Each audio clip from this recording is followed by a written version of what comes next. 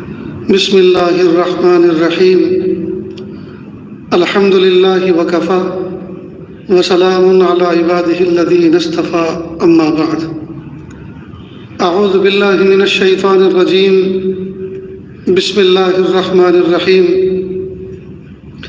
وذکر فإن الذکریٰ تنفع المؤمنین سبحان ربک رب العزة عما یصفون وسلام علی المرسلین والحمد للہ رب العالمین اللہم صل علی سیدنا محمد وعلی آل سیدنا محمد وبارک وسلم اللہم صل علی سیدنا محمد وعلی آل سیدنا محمد وبارک وسلم اللہم صل علی سیدنا محمد وعلی آل سیدنا محمد وبارک وسلم۔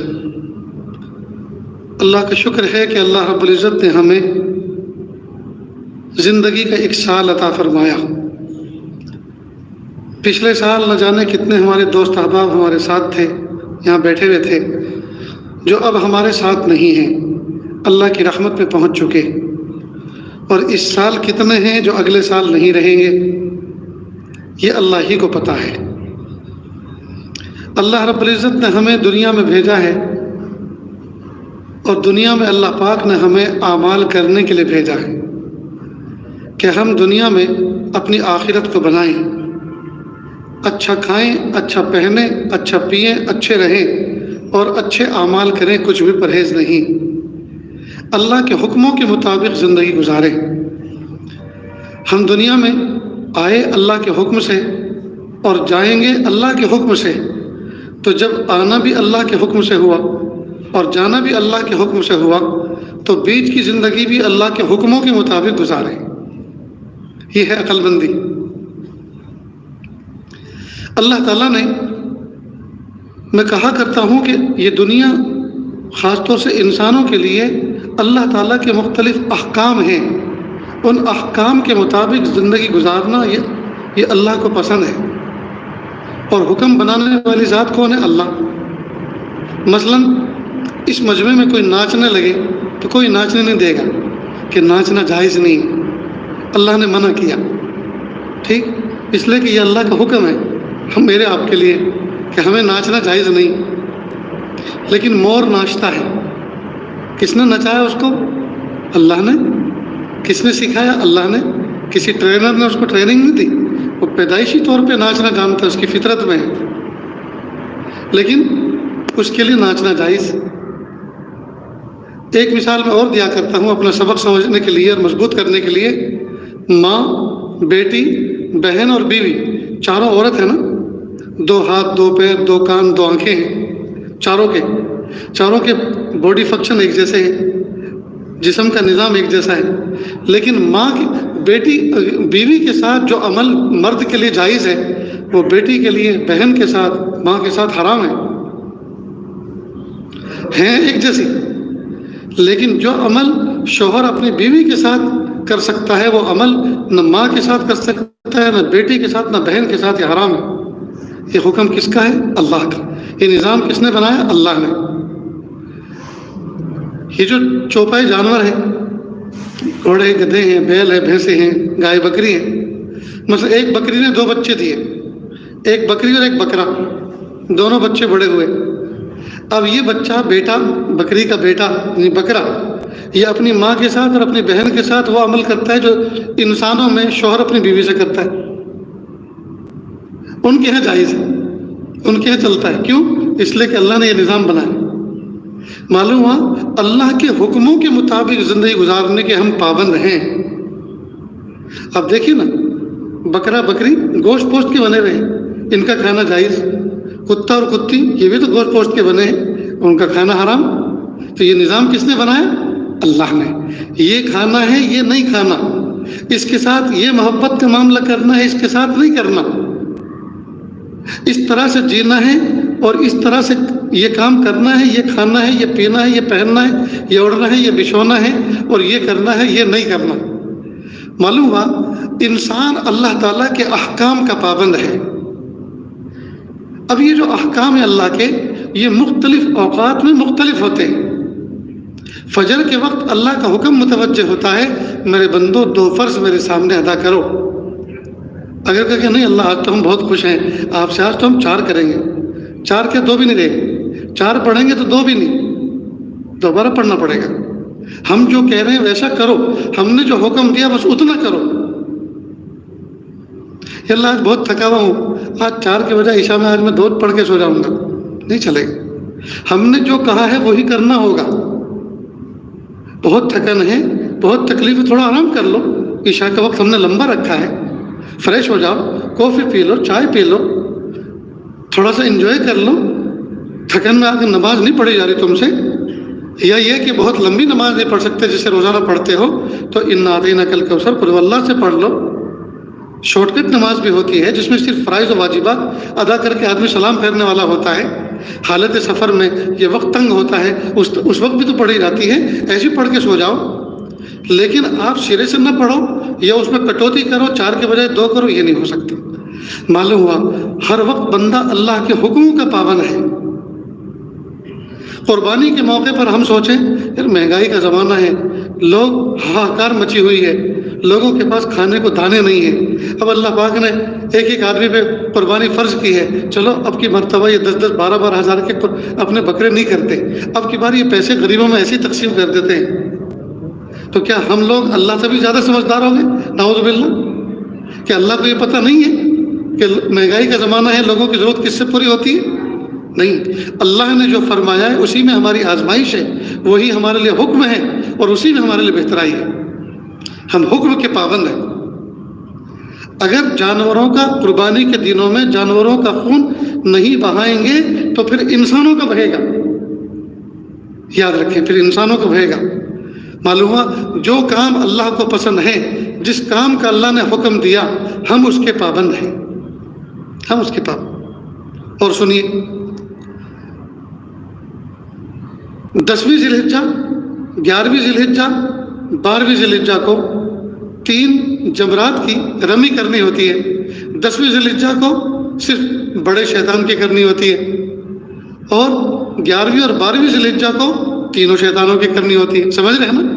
مینا کے اندر 3 وہ پلر ہیں جہاں 3 جگہوں پہ شیطان نے حضرت سیدنا ابراہیم علیہ السلام کو بہکایا تھا ننھے اسماعیل علیہ السلام کی قربانی نہ کرنے کے لیے، لیکن سیدنا ابراہیم علیہ السلام نے اس کو پتھر پھینک کے مارے تھے۔ اللہ کو یہ ادا ایسی پسند آئی، صبح قیامت تک جتنے حاجی وہاں جائیں گے 10ویں ذی الحجہ، 11ویں ذی الحجہ، 12ویں ذی الحجہ، 3 دن ان کو رمی کرنا واجب ہے،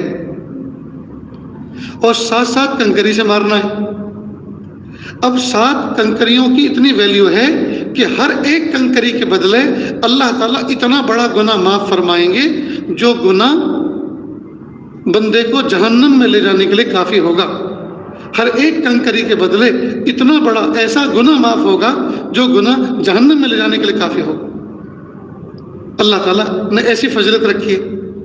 تو وہ جمرات و شیطان کی نشانی آج بھی ہیں وہاں، آج جا کے مار لو۔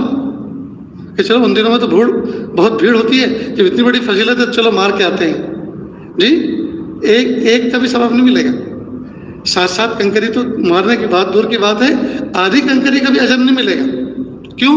اس لیے کہ اللہ کے حکموں کے مطابق نہیں ہے، اللہ کے حکم کے مطابق۔ اور روزہ رکھنا عبادت ہے، اللہ کو پسند ہے، لیکن کوئی عید کے دن رکھے حرام، یہ شیطان کا عمل ہے۔ تو بہت ساری چیزیں ایسی ہیں جو اللہ کے حکموں کے مطابق، بلکہ خود بندہ بھی سمجھتا ہے۔ بھائی اکلوتا بیٹا ہے کسی کے، 10 سال 12 سال کی مسلسل جد و جہد اور دعا کے بعد اللہ پاک نے ایک پیارا بیٹا عطا فرمایا۔ اب کوئی آدمی سوچے کہ یار میں اپنی ماں کے دودھ، بچے کو اس کی ماں کا دودھ نہیں پلاؤں گا، میں تو بادام شیک پلاؤں گا، اس لیے کہ بڑی تمناؤں کے ساتھ سونے کی چمچ لے کے میرے گھر میں بچہ پیدا ہوا ہے، تو میں تو پہلے دن اس کو بادام شیک پلاؤں گا، پھر کھجور کا حلوہ کھلاؤں گا۔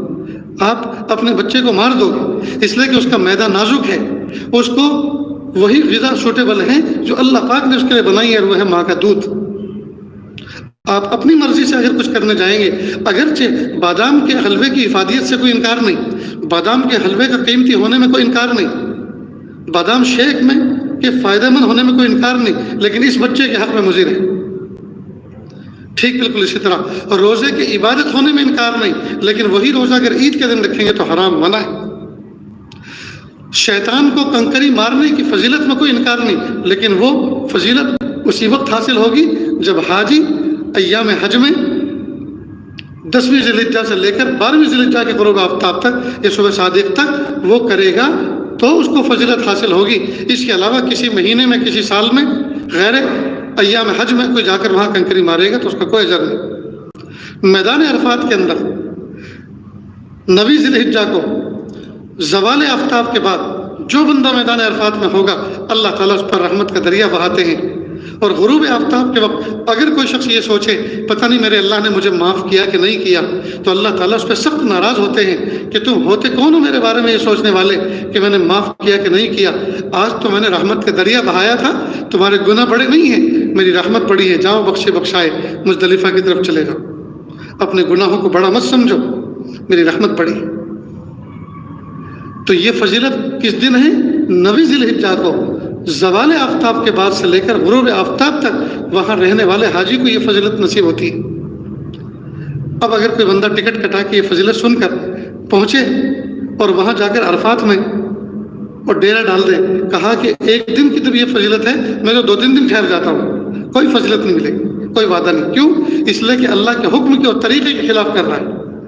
معلوم ہوا مومن بندے کا کوئی بھی عمل، چاہے جو بھی عبادت ہو، اللہ کے حکموں کے مطابق، حضور پاک صلی اللہ علیہ وسلم کے طریقے کے مطابق اگر اس کو انجام دے گا تو اس کی ویلیو ہوگی، اور اگر اس کے خلاف کرے گا تو اس کی کوئی ویلیو نہیں۔ ایام قربانی میں جو قربانی کی فضیلت ہے، اگر کوئی آدمی غیر ایام قربانی میں ایک بکرے کے بجائے 100 بکرے بھی ذبح کرے گا، وہ فضیلت اس کو نہیں مل سکتی جو ایام قربانی میں بکرے کے ذبح کرنے پہ اللہ نے فضیلت اور ثواب عطا فرمایا۔ معلوم ہوا طریقہ حکم اللہ کا ہو، طریقہ رسول اللہ صلی اللہ علیہ وسلم کا ہو، اس پر آدمی عمل کرے گا تو اس کا اجر ملے گا۔ اتنی بات سمجھ گئے دوستو؟ میں ایک چھوٹا سا رسالہ ہے بہت بڑے مستند عالم کا لکھا ہوا، میں نے سوچا کہ میں آپ کے سامنے آج کی رات سے متعلق، آج کی رات میں کیا بات ہے، اس کی فضیلت کیا ہے، اور کیا طریقہ عبادت ہونا چاہیے، کیا انداز ہونا چاہیے، اور ہم کیا غلطی کر رہے ہیں، کہاں کہاں ہم سے غلطی ہو رہی ہے، تو ذرا آپ اس کو سنیں، دل کے کانوں سے سنیں، انشاءاللہ نفع ہوگا۔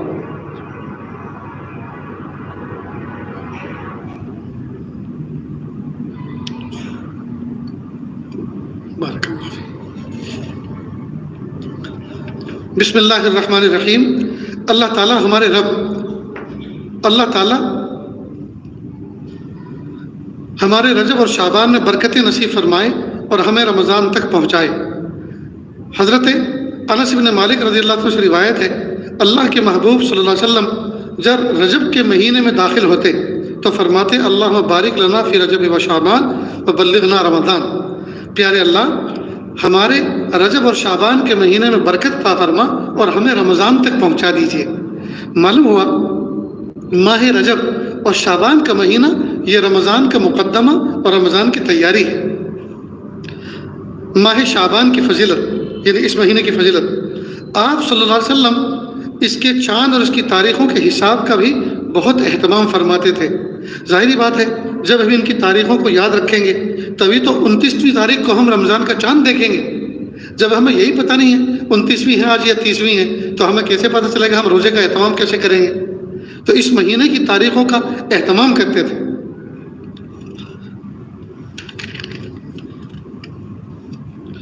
رمضان کا مقدمہ، شعبان 8واں اسلامی مہینہ ہے جو رمضان المقدس سے پہلے آتا ہے۔ اس مہینے کو اللہ تعالیٰ نے بہت فضیلت عطا فرمائی ہے، جس کی عظیم وجہ تو یہ معلوم ہوتی ہے کہ اس مہینے میں ماہ رمضان کے روزوں، تراویح اور دیگر عبادات کی تیاری کا موقع ملتا ہے۔ رمضان جو اپنی برکتوں، رحمتوں، عنایات ربانی کا موسم بہار ہے، اس کی تیاری کا ماہ شعبان سے شروع ہونا اس کی عظمت کو چار چاند لگا دیتا ہے۔ گویا شعبان کو رمضان کا مقدمہ کہنا چاہیے۔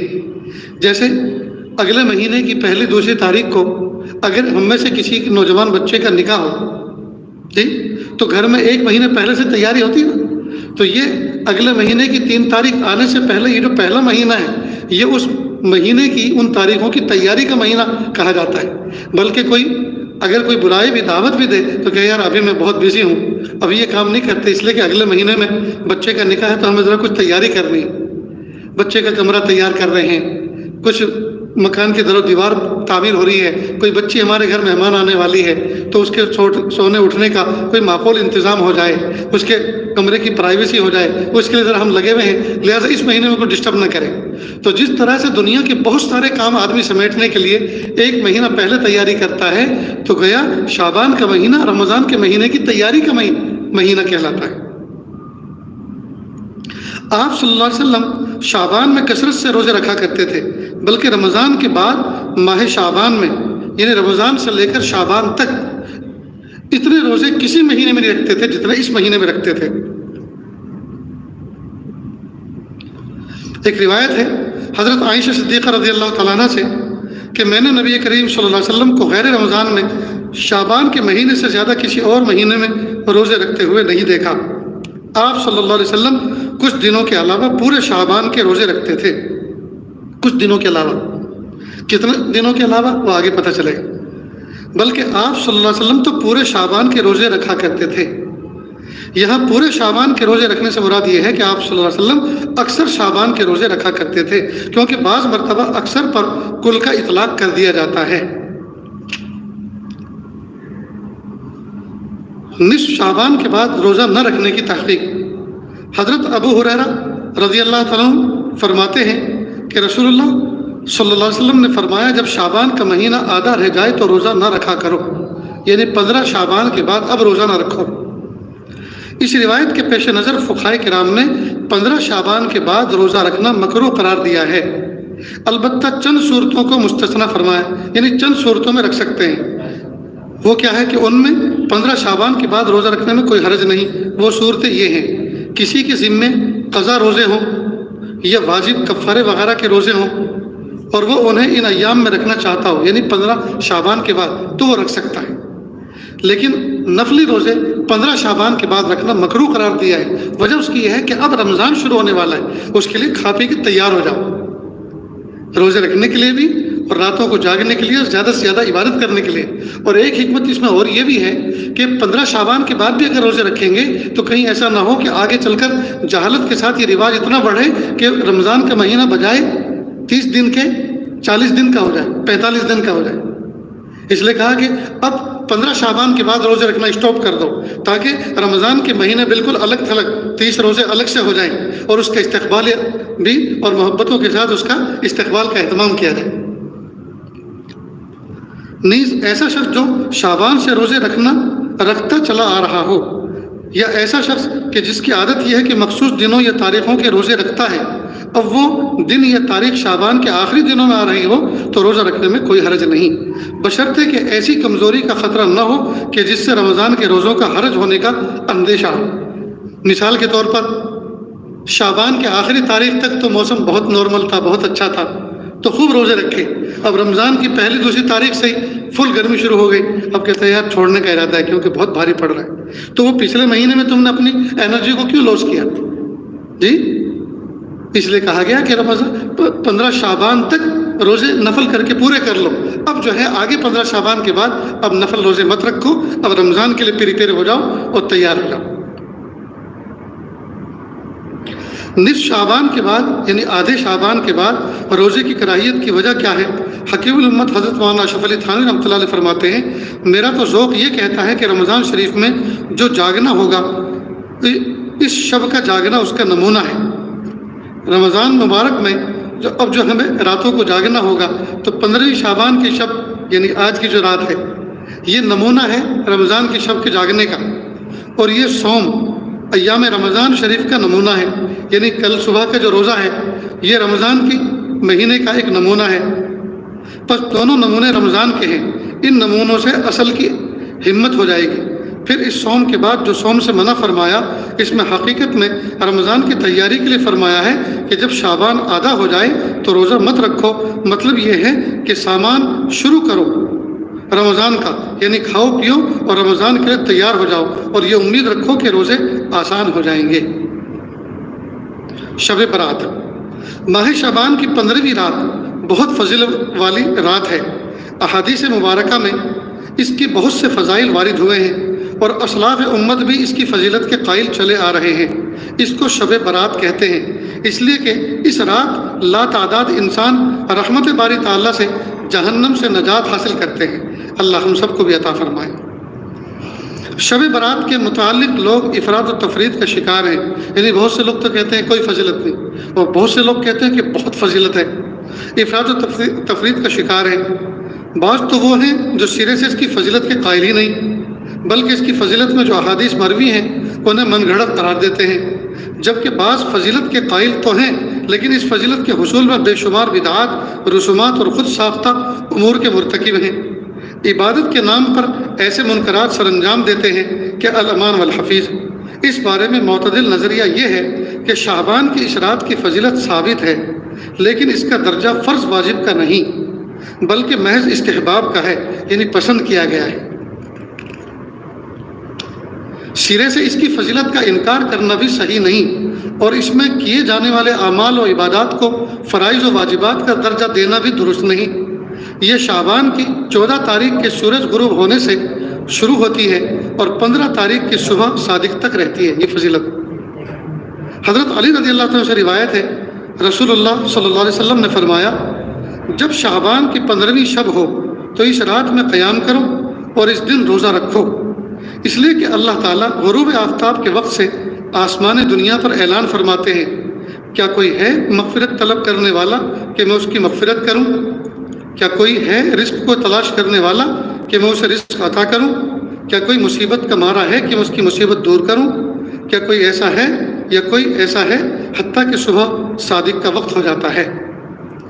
شب برات میں کیا کریں؟ اس رات عشاء اور فجر کی نمازیں وقت پر باجماعت ادا کریں۔ جو بندہ عشاء کی نماز بھی جماعت سے پڑھے اور فجر کی نماز بھی جماعت سے پڑھے، عام دنوں میں بھی، معلوم اس کی فضیلت کیا ہے؟ اس کی فضیلت یہ ہے جیسے پوری رات اللہ کے دربار میں بندہ کھڑا رہ کر عبادت کیا۔ 2 نمازوں کو جماعت کے ساتھ پڑھنے کی یہ فضیلت ہے، گویا پوری رات اللہ کے سامنے کھڑا رہا۔ اس رات عشاء اور فجر کی نمازیں وقت پر باجماعت ادا کریں۔ اپنی ہمت اور توفیق کے مطابق نفل نمازیں، خاص کر نماز تہجد ادا کریں۔ انفرادی طور پر صلاۃ التسبیح پڑھیں، انفرادی یعنی الگ الگ۔ قرآن پاک کی تلاوت کریں، کثرت سے اللہ کا ذکر کریں، اللہ تعالیٰ سے خوب دعائیں مانگیں، دنیا و آخرت کی بھلائیاں مانگیں، خاص کر اپنے گناہوں کی مغفرت چاہیں۔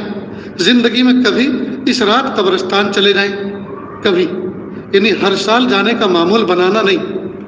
اللہ کے محبوب صلی اللہ علیہ وسلم اپنی حیات طیبہ میں صرف ایک بار گئے، اور وہ بھی سب کو لے کے نہیں گئے، اچانک اکیلے گئے۔ معلوم ہوا اگر ایک بار چلا جائے تو اس سنت پر عمل ہو جائے گا۔ رہی بات جو ہے مردوں کو اصالہ ثواب کرنا، تو وہ اسی دن کے لیے ضرورت نہیں ہے، بلکہ وہ تو پوری زندگی ان کو ضرورت ہے، اور ہماری ضرورت ہے کہ ہم ان کے لیے دعائیں کریں مغفرت کی، تو ہمیں اللہ پاک اس کا اجر عطا فرمائے۔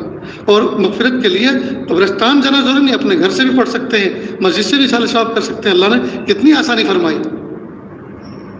اگر قبرستان بھی جانا ضروری ہوتا تو پھر عورتوں کے لیے بھی جانا ضروری ہوتا۔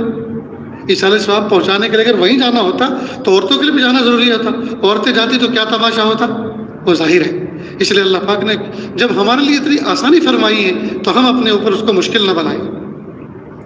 اپنے اور میت کے لیے دعائیں مغفرت کریں۔ مغفرت سے محروم رہنے والے چند بد نصیب، یہ بھی ذرا دھیان سے سنیں۔ اللہ تعالیٰ اس رات کو تمام مخلوق کی مغفرت کا اعلان فرماتے ہیں سوائے چند بد نصیب لوگوں کے۔ وہ بد نصیب کون لوگ ہیں؟ سنیں۔ نمبر 1، مشرک، اللہ تعالیٰ کی ذات اور صفات خاصہ میں کسی مخلوق کو شریک کرنے والا۔ صفات خاصہ سے مراد وہ صفات ہیں جو صرف اللہ تعالیٰ کے ساتھ خاص ہیں، مثلا بغیر اسباب کے محتاج ہونے کے زندگی، بغیر اسباب کے محتاج ہونے کی زندگی اور موت دینا، رزق دینا، اولاد دینا، عزت و ذلت دینا، بگڑی بنانا، مشکلات کو حل فرمانا وغیرہ، یہ صفات اللہ کے ساتھ خاص ہیں۔ ان کو کسی بندے کے ساتھ جوڑ دینا، باپو سے دعا کراؤ اولاد مل جائے گی، اولاد ہوتی تو ہے لیکن مر جاتے، باپو سے کہو وہ کچھ ایسا کر دیں گے اولاد زندہ رہ جائے گی۔ اولاد کا مارنا اور زندہ رکھنا یہ اللہ کی صفت ہے، یہ صفت ہم نے باپو کے ساتھ جوڑ دی، یہ شرک ہے اور مشرک کی مغفرت نہیں، اللہ حفاظت فرمائے۔ ایک میں نے مثال دی آپ کے سامنے، قاتل کی بھی مغفرت نہیں، کسی کو ناحق قتل کرنے والا اس کی بھی صراط مغفرت نہیں ہے۔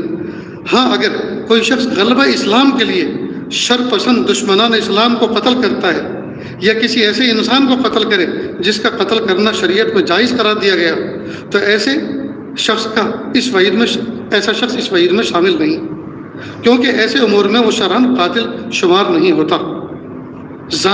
زنا کرنے والے کی بھی صراط مغفرت نہیں۔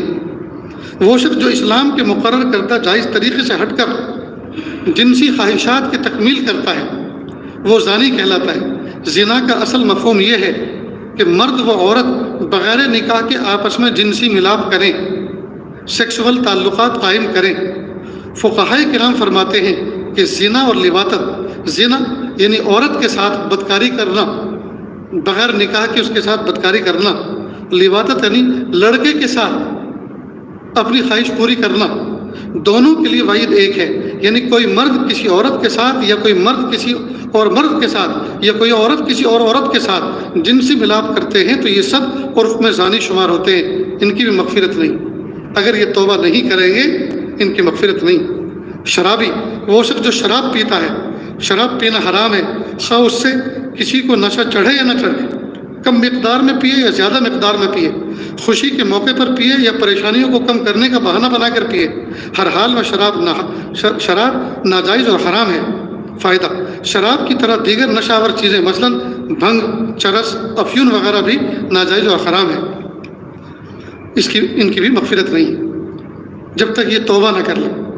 متکبر، وہ شخص جو حق بات کو ضد اور عناد کی وجہ سے قبول نہ کرے، حق بات کو بس اڑ جائے، سارا گاؤں سمجھا رہا ہے بھائی جو بات ہے وہ حقیقت یہ ہے تو مان لو، نہیں میں کسی کی نہیں مانوں، یہ تکبر ہے۔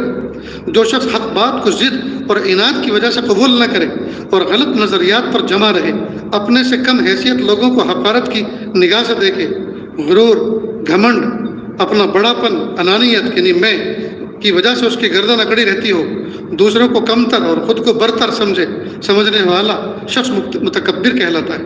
اللہ کے نبی صلی اللہ علیہ وسلم نے فرمایا، وہ شخص جنت میں داخل نہیں ہوگا جس کے دل میں رائی کے دانے کے برابر کبر ہوگا۔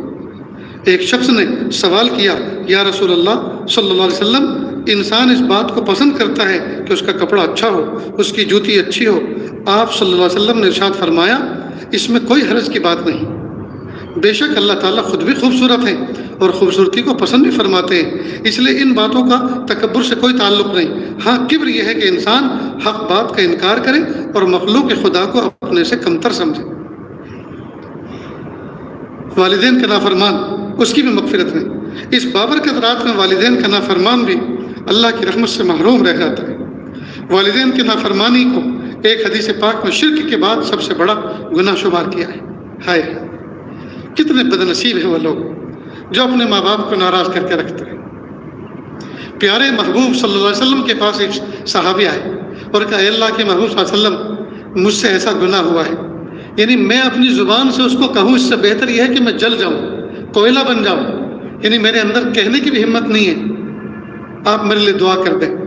تو محبوب صلی اللہ علیہ وسلم اگر دعا کر دیتے یقیناً اس کے حق میں مغفرت ہو جاتی، لیکن اللہ کے محبوب صلی اللہ علیہ وسلم نے ایسا طریقہ بتایا، صبح قیامت تک کے لیے گنہگار بچوں کے لیے اللہ رب العزت نے مغفرت کے محبوب صلی اللہ علیہ وسلم کی زبانی راستے کھلا دیے۔ اللہ کے نبی صلی اللہ علیہ وسلم نے کیا فرمایا، سن، اماں ہے کہ نہیں، اماں تو فوت ہو گئی، خالہ ہے، کہاں خالہ ہے، جا خالہ سے مغفرت کی دعا کرا لے، بیڑا پار ہو جائے گا۔ اللہ اکبر کبیر، اللہ کے نبی خود دعا کر دیتے تو اس کا کام بن جاتا، لیکن میرا اور آپ کا کام تو بگڑ جاتا نا۔ ہم سے اگر کوئی گناہ ایسا ہوتا جی تو ہمارے سامنے تو نبی نہیں تھے، ہم کس نبی سے دعا کی درخواست کرتے، کون ہمارے لیے مغفرت مانگتا؟ اللہ کے نبی صلی اللہ علیہ وسلم واقعی اپنی امت کے لیے کتنے مہربان تھے۔ واقعی آقا صلی اللہ علیہ وسلم کا امت احسان ادا نہیں کر سکتے، پیارے نبی کا ہم سب مل کر احسان ادا نہیں کر سکتے۔ کتنا بڑا راستہ ہمارے لیے کھولا۔ اس سے پوچھا، اماں ہیں، والدہ ہیں کہ نہیں، والدہ تو فوت ہو گئی، خالہ ہے، کہاں خالہ ہے، خالہ ماں جیسی ہوتی ہے، اس سے مغفرت کی دعا کرو، اس سے کرا تو وہ دعا کر دیں گے تو بیڑا پار ہو۔ معلوم ہو ماں کا کتنا اونچا مقام ہے، ماں کا کتنا اونچا مقام ہے۔ وقت کا نبی ریفر کر رہا ہے، کیس کو ریفر کر رہا ہے، کیس کو جی ٹرانسفر کر رہا ہے، مجھ سے کیا کروا رہے ہو، میں تو کروں گا تو ہو جائے گا، لیکن میرے بعد آنے والوں کے لیے کیا ہوگا؟ تیرا معاملہ مجھ سے ہے، میں دعا کر دوں گا تیرا کام بن جائے گا، لیکن میری امت تو صبح قیامت تک ان کا کیا ہوگا؟ جب تیرے بہانے ایک راستہ کھولتے ہیں اللہ، میری زبانی اپنی ماں سے دعا کرا لیا کرو، اور ماں نہ ہو تو خالہ سے دعا کرا لیا کرو، کیونکہ خالہ بھی ماں جیسی ہوتی ہے۔ اللہ اکبر کبھی میرے پیارے آقا صلی اللہ علیہ وسلم کا اللہ بہت درجہ اور بلند فرمائے، ان کے درجات کو اور بلند فرمائے، امت کی طرف سے بہترین بدلہ عطا فرمائے۔ کتنا پیارا راستہ ہمارے لیے کھولا ہے، اور ماں کی عظمت کو سلام، خالہ کی عظمت کو سلام، اللہ پاک نے ان دونوں کو کیسا اونچا مقام عطا فرمایا۔ اس لیے دوست، جس کی ماں حاضر ہے سچے دل سے ان سے معافی مانگ لیں، قریب میں نہیں ہے دور ہے، فون کر کے معافی مانگ لیں، اماں میں نے تمہارا حق ادا نہ کیا، جس طرح مجھے حق ادا کرنا چاہیے اللہ کے لیے مجھے معاف کر دو۔ اور یہ معافی دوستوں مانگتے رہنا چاہیے، یہ نہیں کہ آج کے شب میں یا آج کے دن ہی یہ عبرت سن کر ہم مانگیں یا یہ فضیلت سن کر ہم مانگیں، نہیں، وقتاً فوقتاً والدہ سے معاملہ صاف کرتے رہنا چاہیے، اور والدین سے معاملہ صاف کرتے رہنا چاہیے۔ ایک بزرگ کی والدہ کا انتقال ہو گیا، اللہ پاک نے ان کو الہام کیا، اے میرے بندے ذرا سنبھال کے زندگی گزارنا، جس ہستی کی دعائیں تمہارے ارد گرد پہرا دیا کرتی تھی اب وہ ہستی ہمارے پاس آ گئی، یعنی تم الول جلول غفلت والی زندگی گزارتے تھے، تمہاری ماں کی دعائیں تمہارے ارد گرد پہرا دیتی تھی، ہمارے عذاب سے تم بچ جاتے تھے، اب وہ ہستی ہمارے پاس آ گئی ہے، اب ان کی دعاؤں کا سہارا تمہارے گرد سے ہٹ گیا ہے، اب ذرا سنبھل کے زندگی گزارنا۔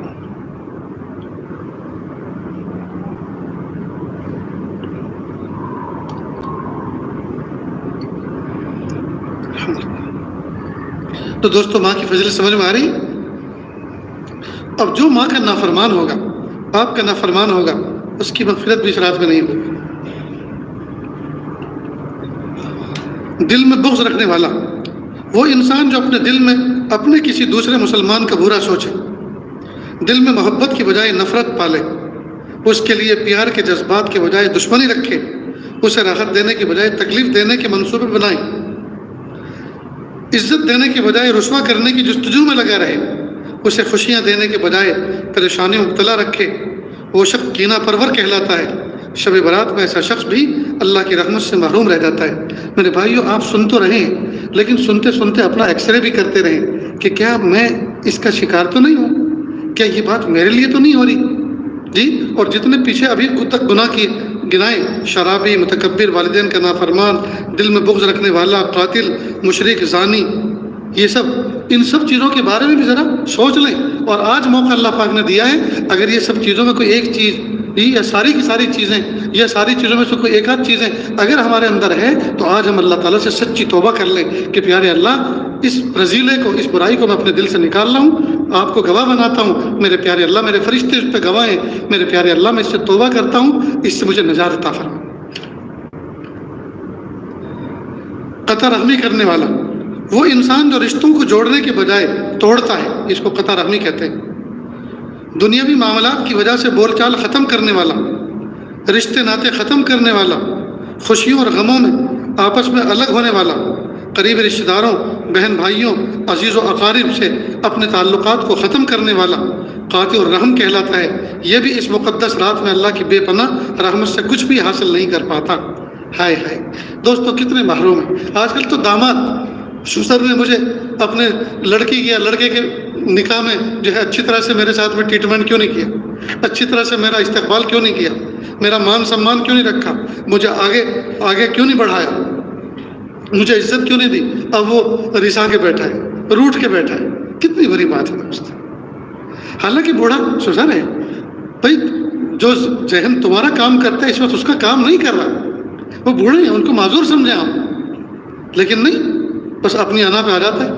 یہ سارے کے سارے، اور چچا بھتیجے کا معاملہ، ماموں بھانجے کا معاملہ، بھائی بھائی کا معاملہ، رشتہ داروں کا، یہ سب کے سب قطع رحمی میں داخل ہیں کہ جو معاملہ اس طرح سے قطع کر کے تعلقات کر کے رکھتا ہے اس کی مغفرت نہیں۔ اب اہم بات، شب برات کی چند بدعات و خرافات۔ غسل کو باعث فضیلت اور ضروری سمجھنا آج کی رات میں۔ ہاں، کوئی آدمی گیریج پہ کام کرتا ہے یا باہر سے آیا ہے، فیکٹری سے آیا ہے، صاف ستھرا اگر اس نیت سے ہو رہا ہے کہ صاف ستھرا رہنا یہ تو فضیلت کے عمل ہے، تو وہ روٹین کے مطابق غسل کرے، کپڑے بدلے، وہ آج بھی بدلے جیسے روزانہ بدلتا ہے، لیکن اس رات کے ساتھ خاص سمجھ کے غسل کرنا یہ بدعت ہے۔ ساری رات جاگنے کو ضروری تصور کرنا، ساری رات جاگنے کو ضروری سمجھنا، زبردستی جاگنا، اور یہاں تک کہ کئی مرتبہ فجر کی نماز کو غائب کر دینا، یہ بدعت ہے، غلط ہے۔ چند عبادات کو مخصوص کرنا، مثلا صلاۃ الفیہ، اب یہ پڑوسی ملک کا رسالہ ہے، وہاں الفیہ کی نماز پڑھی جاتی ہے، 1000 رکعت والی نماز یا ہزاری نماز جو بھی ہو، یہ 1000 مرتبہ اس میں کچھ پڑھا جاتا ہوگا، یہ وہاں کی۔ بہرحال اس طرح کی کوئی خاص عبادت یہ بدعت ہے۔ انفرادی عبادات کو اجتماعی شکل میں تبدیل کر دینا، کچھ نوجوان ملے، چلو یار اپنے ایک طرف جا کر یا فلاں کے باغ میں جا کر یا فلاں کے ڈھابے پہ جا کے اپنے صلاۃ تسبیح پڑھتے رہے، اس طرح بدعت ہے۔ اپنے گھر میں پڑھو، اپنے کمرے میں پڑھو، اپنے بچوں کو ترغیب دو، ان کو کھڑا کرو، یہ اجتماعی عبادت نہیں ہے، یہ تو ان کو ترغیب دینا ہے۔ انفرادی عبادت کو اجتماعی شکل میں تبدیل کرنا جیسے صلاۃ التسبیح وغیرہ، یہ بدعت ہے۔ مردوں عورتوں کا مخلوط دینی اجتماع کرنا، سارے محلے کے عورتیں جمع ہو گئیں، نوجوان لڑکے جمع ہو گئے، حالانکہ ان کے درمیان میں پردے کا بھی رشتہ ہے، شریعت بھی ہے، لیکن سب عبادت کر رہے ہیں، غلط۔ حلوے مانڈے ضرور پکانا، آتش بازی اور چراغا کرنا، بہت سے علاقوں کے اندر، یو پی میں، بہار میں، راجستھان کے علاقوں میں، یہ ہماری شبرات اور غیر مسلموں کی دیوالی یہ دونوں ایک رنگ کی ہوتی ہیں، وہ چراغ اس دیوالی میں جلاتے ہیں، یہ شبرات میں چراغ جلاتے ہیں، وہ جو ہے دیوالی میں پٹاخے پھوڑتے ہیں، یہ شبرات میں پٹاخے پھوڑتے ہیں، وہ کہتے ہیں کہ ہمارا بھی تو ان کے جیسا کچھ ہونا چاہیے، یہ حرام ہے۔ بیوہ خواتین کا اپنے مردہ خاوندوں کے لیے بند سنور کر بیٹھنا، بہت سے علاقوں میں یہ بھی رسم ہے، بیوہ عورتیں اس دن میک اپ کر کے بیٹھتی ہیں کہ آج ہمارے شوہر، ان کی روح، یہ تو اس کا مطلب یہ ہوا جیسے ان کے غیر مسلموں کے یہاں یہ ہے کہ دیوالی کی رات میں لکشمی آتی ہے، جی، یعنی ان کی دیوی، دولت کی دیوی وہ آتی ہے، لہٰذا اس کے استقبال کے لیے ہمارے گھر میں آئے، اس کے لیے دروازے کے باہر کچھ روشنی کرتے ہیں، کچھ پھول مالا بنا کے رکھتے ہیں، جو بھی ہے۔ تو اسی طرح سے یہ عقیدہ انہی کے ساتھ رہنے سے ہمارے یہاں بھی آ گیا کہ آج کی رات میں وہ جو ہمارے شوہر چلے گئے ہیں وہ آئیں گے، تو ان کے لیے بستر سنوار کے رکھنا، خود بند سنوار کے رہنا، یہ بدعت ہے دوست۔ مردوں کی ارواح کے آرام کے لیے گھروں میں بستر لگانا کہ آج ہمارے جتنے آباء اجداد کی روحیں ہیں وہ آج ہمارے سب دیکھنے کے لیے آئیں گے، لہٰذا ان کے لیے بستر سجا کے رکھنا، اگربتی خوشبو کرنا، یہ سب بدعت ہے دوست۔ قبرستان جانے کو ضروری سمجھنا، زندگی میں ایک مرتبہ بھی چلے گئے، سنت پر عمل ہو گیا دوستو، ٹھیک، لیکن اس رات جانا ضروری سمجھنا نہیں۔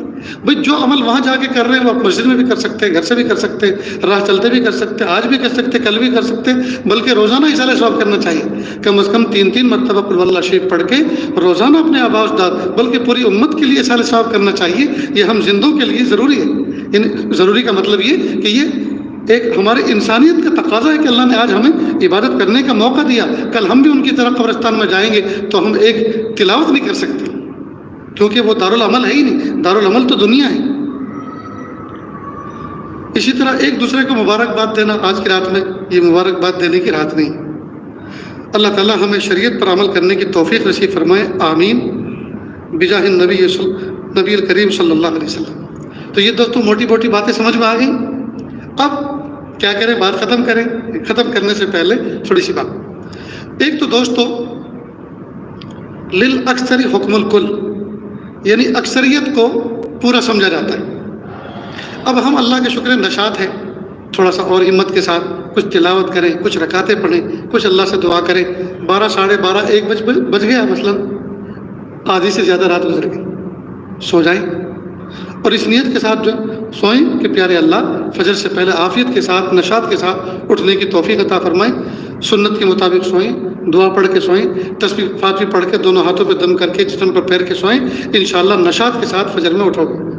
اب عشاء کی نماز بھی پڑھی، پلس کچھ نوافل بھی پڑھ لیے، تہجد بھی ہو گئی، اور فجر سے پہلے اٹھ گئے، مسجد میں آ گئے، تو یہی سمجھا جائے گا پوری رات عبادت بھی گزری، جی۔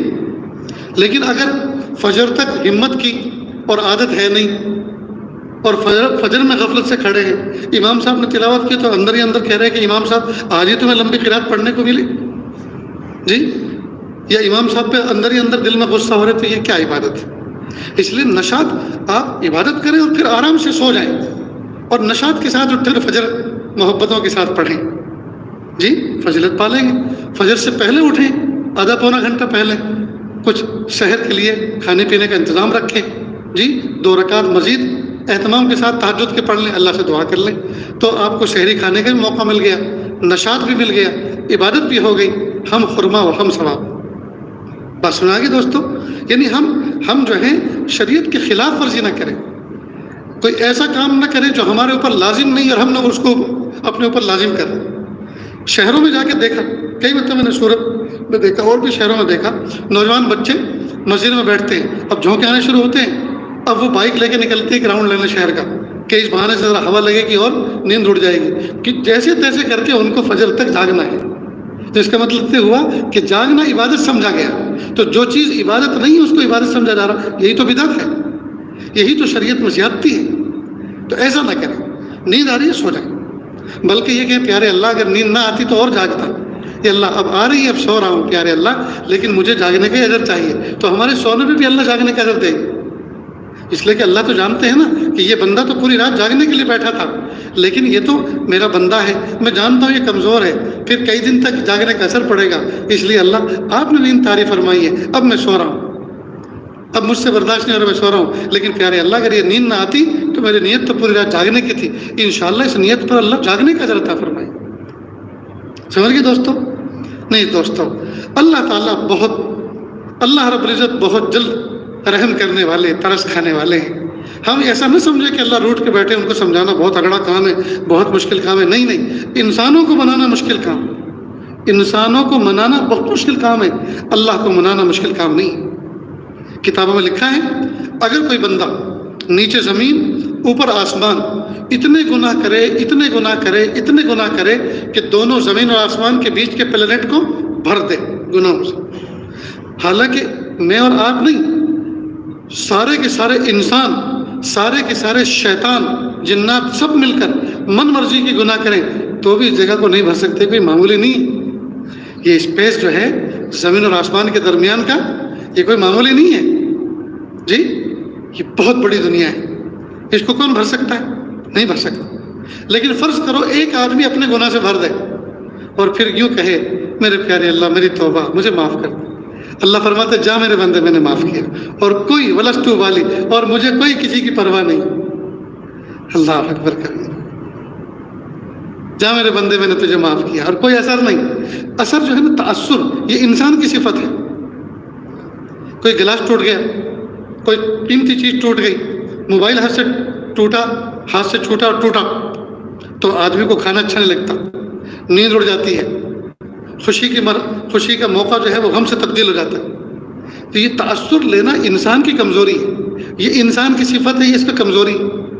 اللہ کے یہاں تأثر نہیں ہے، اللہ کے یہاں تأثر نہیں ہے۔ انسان تو گھنٹوں بلکہ مہینوں کئی مرتبہ غصہ رہتا ہے جی، وہ پوتن رشیا کا بہت غصہ ہے یوکرین پر، اس کا غصہ ہی ٹھنڈا نہیں ہو رہا، برباد ہو گیا ہے ملک۔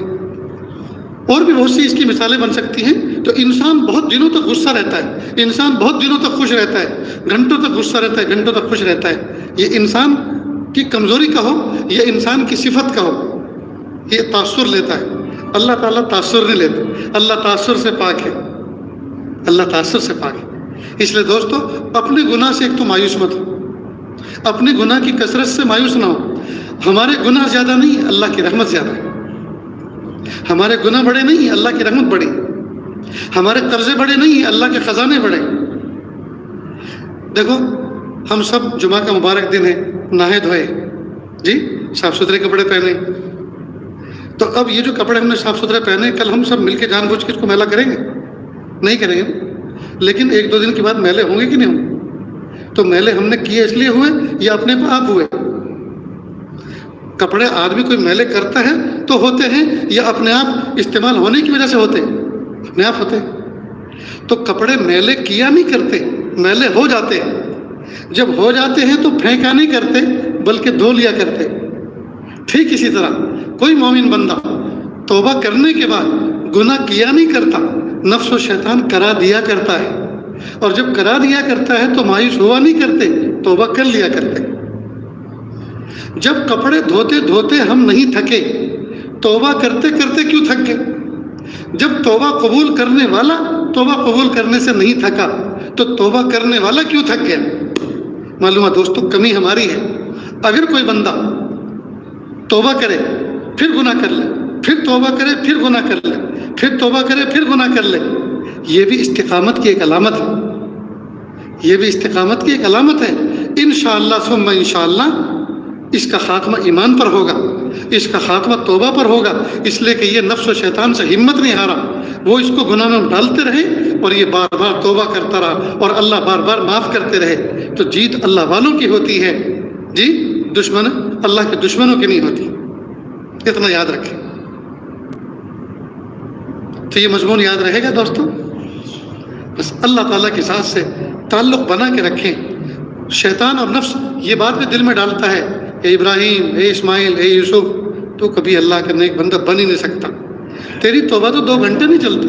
تو صبح کو توبہ کرتا ہے, پھر انٹرنیٹ میں گھستا ہے, پھر توبہ کرتا ہے, پھر دوپہر کو گھستا ہے, پھر رات کو گھستا ہے. تیری تو 24 گھنٹے تو توبہ چلتی نہیں ہے. تو اللہ کا ولی کبھی نہیں بن سکتا.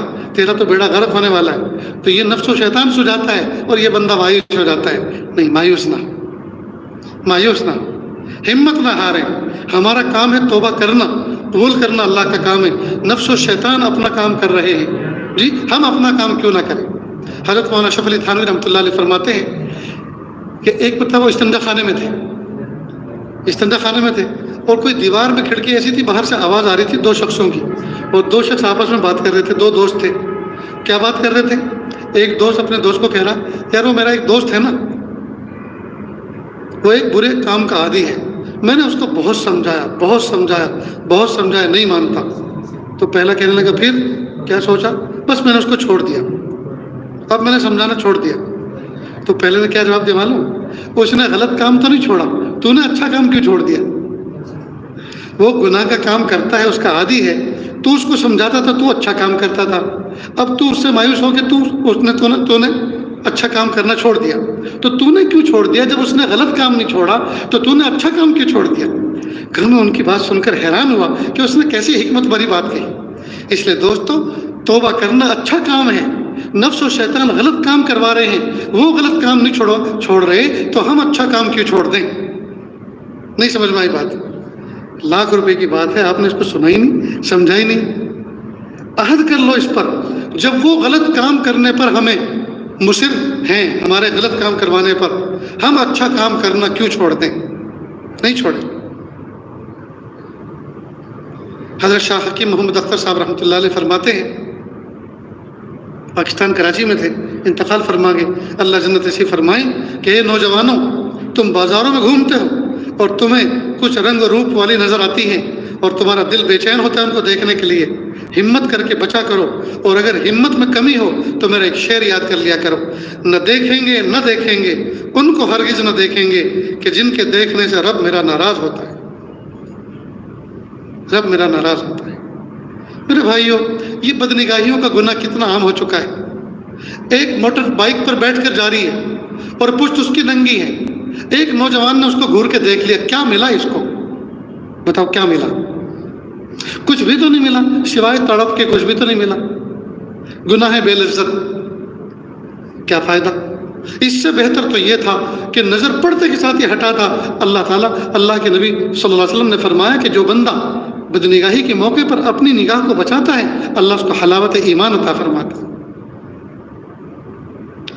شاہ حکیم محمد اختر صاحب رحمۃ اللہ فرماتے ہیں کہ جب نظر پڑی اور ہٹائی تو نفس کے اوپر بہت بار گزرتا ہے, ہائے ہائے, تڑپ جاتا ہے. اتنا اچھا منظر تھا, تو نے مجھے دیکھنے کیوں نہیں دیا؟ اب جو دل پر آرے چلتے ہیں نا, دل پہ جو آرے چلتے ہیں, اللہ تعالیٰ اپنی محبت کے مرہم سے اس کو بھرتے ہیں. اللہ اپنی محبت کے مرہم سے اس کو بھرتے ہیں. ہائے میرے بندے, میں نے تیرے اندر ایسی صفت رکھی ہے, تیرے اندر اٹریک ہے, تیرے اندر چاہتے ہیں, تیرے اندر خواہشات ہیں, لیکن تو کہ میرا حکم ہے کہ ہرگز مت دیکھنا, ہرگز مت دیکھنا, میرا حکم ہے, تو میرے حکم کو مان لیا. میرے بندے, تجھ پہ بھاری تو گزرا, تکلیف تو ہوئی, لیکن میں تجھے دنیا میں بھی اس کا بہترین بدلہ دوں گا, اور آخرت میں تو ہے ہی مزے ہمیشہ کے.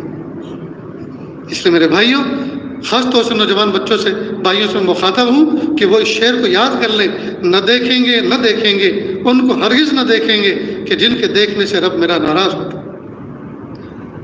فون کو چالو کرو جب وہ ان لاک ہو جی تو ایسا کوئی میسج رکھو، یہی شعر اس میں بن جائے، نہ دیکھیں گے نہ دیکھیں گے، ان فوٹوؤں کو نہیں دیکھیں گے، نہ دیکھیں گے نہ دیکھیں گے، ان کو ہرگز نہ دیکھیں گے کہ جن کے دیکھنے سے رب میرا ناراض ہوتا ہے۔ دل بہلانے والی حلال بیوی موجود، اللہ پاک نے ہر طرح کی سہولت موجود عطا فرمائی ہے، اس کے باوجود ہم حرام کھائیں، حرام پئیں، حرام دیکھیں اور اللہ کو ناراض کریں اور جہنم کی تیاری کریں، یہ کون سی عقل مندی ہے دوست؟ اللہ اکبر۔ اس لیے حرام سے بچو، حلال کی لذت پاؤ۔ جب نوجوان بچے اپنی نگاہوں کو حرام سے بچائیں گے، بیویاں اچھی لگنی شروع ہو جائیں گی، بیوی اچھی لگنی شروع ہو۔ اور حرام کی لذت اور حلال میں دیکھو تھوڑا سا فرق دیکھو۔ بہت سے نوجوان بچے نکاح کرنے کے لیے جاتے ہیں، لڑکی پسند کرنے جاتے ہیں تو میجر ٹیپ لے کے نکلتے ہیں، انگلی ایسی ہو، آنکھیں ایسی ہو، ناک ایسی ہو، چھاتی ایسی ہو، رانے ایسی ہو، ٹانگیں ایسی ہو، میجر ٹیپ لے کے نکلتے۔ اور یہی نوجوان اگر اس کو حرام کاری کرنا ہو، کالی ہو چلے گی، بیکارن ہو چلے گی، کچرا چننے والی ہو چلے گی، حرام کاری کرنے کے لیے سب، اور حلال کے لیے تم ایسا فارم لے کے چلتے ہو کہ اس فارم میں یہ تصویر بیٹھنی چاہیے۔ ہائے ہائے، ذرا اپنا بھی تو منہ ہمیں پہلے آئینے میں دیکھ لینا چاہیے کہ ہماری شکل پہ کیا بج رہے ہیں، اور یہ بھی تو سوچنا چاہیے میری بھی تو جوان بہن ہے گھر میں، اگر وہ کوئی میجر ٹیپ لے کے آئے اور اس کو فیل کر کے چلا جائے تو بتاؤ میری بہن کا رشتہ کیسے ہوگا؟ اور میرے بھی تو کل لڑکی ہونے والی ہے، جب میں رشتہ کروں گا تو میرے بھی تو لڑکی پیدا ہوں گی۔ اگر پیدائشی طور پہ اس کی ایک انگلی نہ ہوئی، پیدائشی طور پہ اس کی ایک آنکھ چھوٹی ایک بڑی ہوئی، پیدائشی طور پہ اس کا ایک کان چھوٹا ایک بڑا ہوا، اور اس کا کوئی رشتہ نہ ہوا اور فیل کر کے چلا جائے تو تیرے دل پہ کیا گزرے گی؟ یہ سب بنائے ہوئے اللہ کے ہیں۔ اللہ نے ان سب چیزوں کو دیکھنے کے لیے نہیں کہا، اللہ پاک نے دیکھنے کے لیے کچھ اور کہا ہے۔ اور رہی بات وہ خواہشات پوری کرنے کی، وہ تو جب اس کا جوش چڑھتا ہے اس کو تو پھر آندھی اندھیرا سب ایک ہو جاتا ہے، وہ تو اللہ نے پاور ہی کچھ اور رکھی۔ اگر یہ سب چیزیں خوبصورتی دیکھ کر یہ سب چیزیں پیدا ہوتی تو یہ افریقہ کے کالے ان کی میں سے ایک کے ہاں بھی بچہ پیدا نہ ہوتا، ایک کالے کی بھی ایک سانولے کا بھی رشتہ نہ ہوتا۔ یہ تو اللہ پاک نے نظام ہی ایسا بنایا ہے، کیا کالا کیا گورا، کیا چھوٹا کیا موٹا، کیا پتلا کیا دبلا۔ جب اللہ پاک جذبات بناتے ہیں شہوت کے تو آندھی اندھیرا ایک ہو جاتا ہے۔ اس لیے اس کو مت دیکھو، رنگ و روپ کو ان سب کو مت دیکھو، دین دیکھو، تقویٰ دیکھو، میری زندگی کا یہ بہترین ساتھی بن سکتا ہے کہ نہیں، اور زندگی لمبی چل سکتی ہے کہ نہیں، جی میری اولاد کی یہ ماں بن سکتی ہے کہ نہیں، ان کی تربیت کر سکتی ہے کہ نہیں، یہ مجھے سنبھال سکتی ہے کہ نہیں، یہ سب چیزیں دیکھو۔ آخر میں ایک واقعہ ذکر کر کے آج اپنی بات کو ختم کرتا ہے۔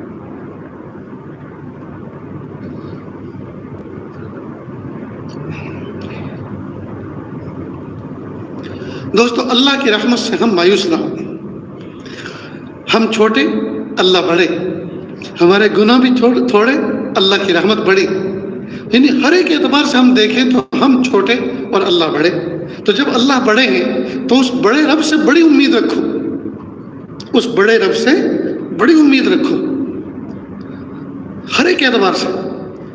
میں اگر تم سے کہوں یار آپ لوگ ہیلی کاپٹر کیوں نہیں لیتے تو سب ہنسو گے، یار حضرت آپ ہمیں ہیلی کاپٹر کی بات کرتے ہیں، ہمارے پاس تو موٹر سائیکل نہیں، تو کیا اللہ تعالیٰ ہمیں ہیلی کاپٹر نہیں دے سکتے؟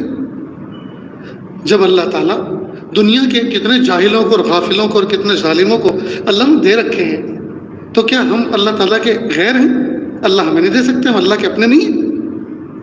اصل میں ہم نے ہیلی کاپٹر کو بڑا سمجھا، اللہ کی رحمت کو بڑا نہیں سمجھا۔ ہیلی کاپٹر بڑا نہیں ہے، اللہ کی رحمت بڑی۔ ہم مانگنے میں اپنی ذات کو نہ دیکھیں، اللہ کی رحمت کو دیکھیں۔ بات سمجھ آ گئی؟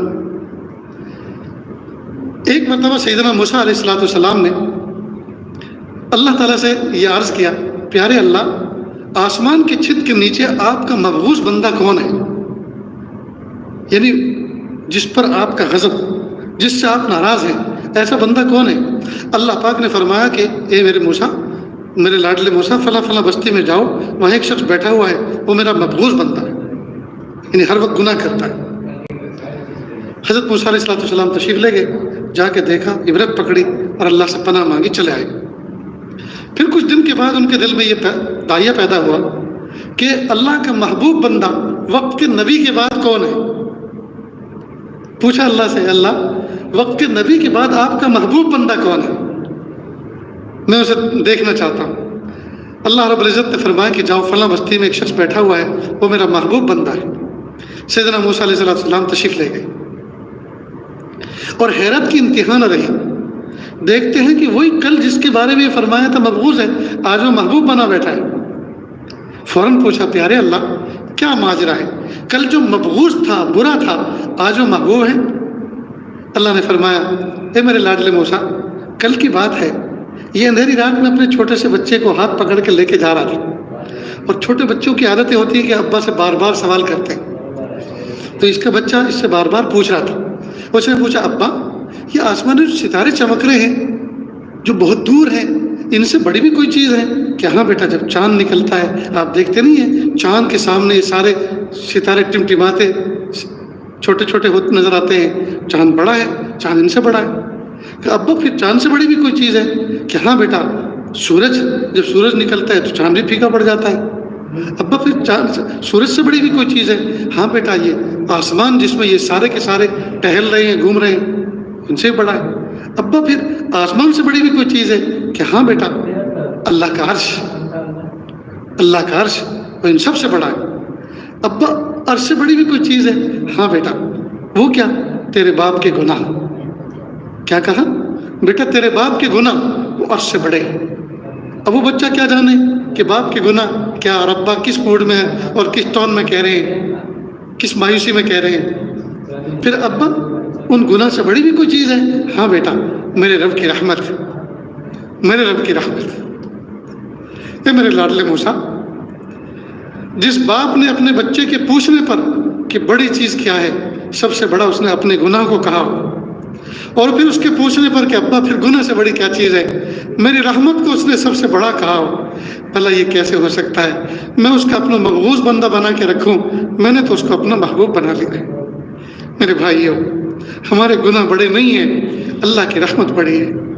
ہم اللہ کی رحمت سے مایوس نہ، ہم چھوٹے دل والے، چھوٹی تمنائیں والے، چھوٹی امیدیں والے بہت جلدی نروس ہو جاتے ہیں، بہت جلدی مایوس ہو جاتے ہیں۔ نہیں، ہم تنہائیوں میں اللہ سے مناجات کرنے والے بنے، تنہائیوں میں اللہ سے مانگنے والے بنے، تنہائیوں میں ہاتھوں کو پھیلا کر اللہ سے مضمون بنانے والے، مانگنے والے بنے۔ جی، اللہ سے مایوس نہ، اللہ سے مایوس نہ۔ کعبۃ اللہ کے دروازہ پکڑ کر، چوکھٹ پکڑ کر ایک شخص عجیب و غریب انداز سے دعا کر رہا تھا، اللہ میں نے مانا کہ میرے گناہ بڑے ہیں، اللہ میں نے مانا کہ میری اتنی بڑی عمر ہو گئی اور میری نمازیں باقی ہیں، اللہ میں نے مانا کہ میں نے فلاں قصور کر رکھا ہے، لیکن میرے پیارے رب، میں اس بات کو بھی تو مانتا ہوں کہ آپ بڑے ہیں، آپ کا دربار بڑا ہے، اس سے بڑا کوئی دربار نہیں، اور آپ کے رب، آپ سے بڑا کوئی رب نہیں، آپ ہی میرے سب سے بڑے رب ہیں۔ جی، آپ ہی کو اللہ اکبر کہہ کے پکارا ہے۔ میرے پیارے اللہ، میں آپ کے دربار میں، آپ کے گھر پہ آ کے آپ سے مایوس نہیں ہو سکتا۔ دنیا کا کوئی وزیر، دنیا کو کوئی فقیر بادشاہ کے سامنے آ کر مایوس ہو کے تو جا سکتا ہے، لیکن کائنات کا بندہ، اللہ کا بندہ، کائنات میں کمزور، اپنے رب کے دروازے پر آ کر اس سے مایوس ہو کے چلا جائے، میرے پیارے رب، یہ مجھ سے ہو نہیں سکتا۔ اب کعبۃ اللہ کے دروازے پہ کھڑے ہو کر وہ اللہ سے ایسی مناجات کر رہا ہے، بتاؤ کیسے مایوس ہو سکتا ہے؟ کیسے اللہ کی رحمت سے مایوس ہو سکتا ہے؟ ہم اللہ کی رحمت سے مایوس نہ ہو، ہمارے گناہ بڑے نہیں ہیں، اللہ کی رحمتیں بڑی ہیں۔ یہ کس نے ہمیں سجھا دیا کہ ہم اللہ کے ولی نہیں بن سکتے؟ بشر حافی ایک بہت بڑے بزرگ گزرے ہیں، بزرگ تو بعد میں بنے، اس سے پہلے تو پیکڑ تھے، شراب کے نشے میں مست جا رہے تھے، راستے میں دیکھا کسی کاغذ کے پرزے پر اللہ کا نام پڑا ہوا، لکھا ہوا ہے، فوراً اس کو اٹھایا اور آنکھوں میں آنسو، او میرے رب کا نام کس نے راستے میں گرا دیا؟ اس کو سینے سے لگایا، اس پہ کچھ مٹی لگی تھی، اس کو جھاڑا، صاف کیا، اونچی جگہ پہ رکھا، یہ میرے اللہ کا نام ہے، یہ اونچی جگہ پہ رکھنا چاہیے، کس نے اس کو قدموں میں گرا دیا تھا؟ بس بیڑا پار ہو گیا، کام بن گیا۔ بشر حافی نے میرے نام کو عزت دی، میرے نام کو اونچی جگہ پہ رکھا، اللہ نے فرشتوں سے کہہ دیا بشر حافی کے نام کو روشن کر دو۔ پھر اللہ نے توفیق دی، شراب کی نفرت دل میں بیٹھ گئی، توفیق توبہ دی، ایک مرتبہ قرآن پاک پڑھا اور قرآن پاک میں لکھا تھا جی کیا ہے پھر وجعلنا الارض مہادا، وجعلنا الارض مہادا، ہم نے زمین کو بچھونا بنایا، کیا فراشا، ہم نے زمین کو بچھونا بنایا۔ تو کہا رے میرے اللہ نے زمین کو بچھونا بنایا، تو بچھونا تو بستر کو کہتے ہیں نا، کہا ہم اپنے بستر پہ پیر نہیں رکھتے جوتے کے ساتھ، اور اللہ نے جس کو بچھونا کہا اس پر ہم جوتے لے کر چلتے ہیں، بس ایک حال طاری ہوا جوتے نکال کے پھینک دیے، میں اللہ کے بچھونے پہ کبھی جوتے لے کے نہیں چلوں گا۔ ادھر انہوں نے یہ عہد کیا، ادھر اللہ نے اس زمانے کے جانوروں کو الہام کر دیا، خبردار جن راستوں پہ میرا بشر حافی چلتا ہے، ننگے قدم میرا بندہ چلتا ہے، ان راستوں پر گوبر لید پیشاب نہ کریں۔ اللہ اکبر۔ چنانچہ ایک چرواہا جنگل میں بکریاں چرا رہا تھا، راستے پہ لے کے جب چلا تو اس کے گھوڑے گدھے جو ساتھ میں تھے انہوں نے پیشاب کیا، لید کی، اوہو ایسا لگتا ہے شاید بشر حافی کا انتقال ہو گیا۔ بستی میں آ کے پوچھا کہاں بشر حافی کا انتقال ہو گیا، کہا تمہیں کیسے پتہ چلا؟ کہا میں نے دیکھا کہ میرے جانوروں راستے پر جن راستوں پر بشر حافی گزرتا تھا ان راستوں پر لید کیا اور پیشاب کیا، میں نے سمجھا کہ یہ شاید ان کا انتقال ہو گیا۔ جب ان راستوں پر چلنے والا، وہ ادب کرنے والا، محبت اللہ کرنے والا نہیں رہا تو ان راستوں پر اب جانوروں کو پرمیشن مل گئی پیشاب کرنے۔ تو دیکھیے تو اللہ تعالیٰ تو دیکھو بشر حافی شرابی آدمی، لیکن اللہ نے کیا مقام عطا فرمایا۔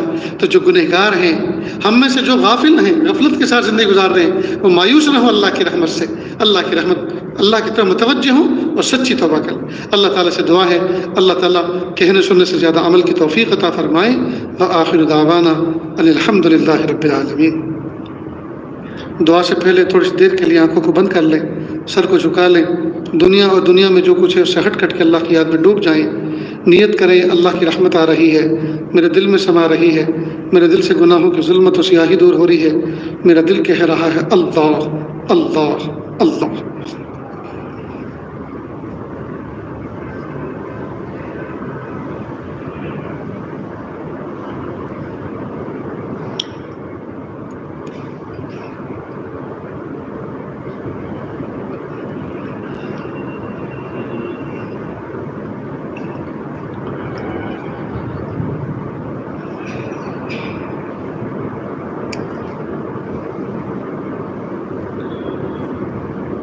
کس سے مانگیں کہاں جائیں، کس سے کہیں، اور دنیا میں حاجت روا کون ہے؟